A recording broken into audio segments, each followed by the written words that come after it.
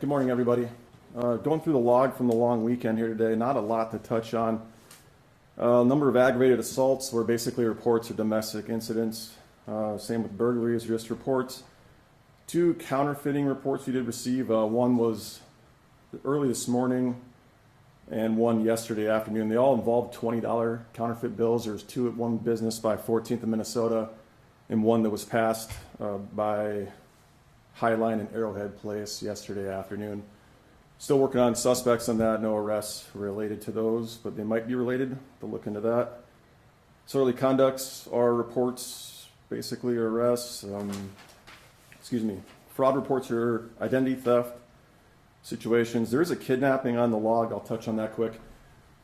When the log was sent out this morning, that was classified as a kidnapping case. After talking with the investigator this morning, that's actually unfounded. There is no kidnapping related to this. It's more of a disorderly conduct situation. No arrest related to that, but we were able to determine there was no kidnapping involved in this situation. So after clearing it up, that was actually reported on the 30th around a little before 10 p.m.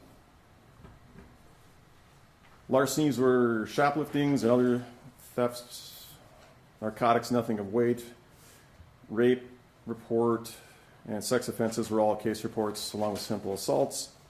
Stolen vehicle numbers were down with a long weekend. We only had 6 reported over a 3-day period, so that's good for that time frame.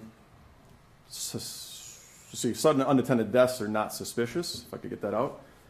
Weapons, there's 2 different weapon violation reports. The first one involved a man who had shot himself in the hand while cleaning his gun. It was an accidental case, so it was just a report, no arrest related to that one. That was from the first around 4:30 p.m. on West Christopher Place. And the other weapons violation was just a report. I know it's not in the log, but I wanted to touch on this today. We received this morning between 5:30 and 6 p.m. at least 10 calls involving gunshot calls in Sioux Falls. There were no specific areas to where they all originated from. They were all over town. I can give you a few examples. Looks like we're looking at around 24th and Summit, 20th and 7th Avenue, 15th and Lake area, 1800 block of East 54th Street, 22nd and Phillips, amongst others. At this point, we are following up on getting video surveillance from those locations. There has been a number that have been turned in. I know you mentioned you had gotten one already today. We're just looking to see if we can find out who exactly is responsible for that as far as a vehicle or suspects. We have no reports of any damage or injuries or suspects' descriptions at this point, so it's still an ongoing investigation. Just happened in the last few hours. So, any questions on that at all today?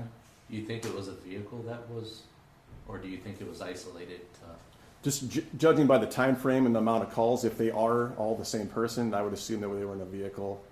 If they're all related, we can't have nothing to say at this point that every one of those calls is from the same unknown suspect at this point. It could be just based on the time frame being a half hour-ish and the various locations in Sioux Falls that aren't concentrated to one specific area.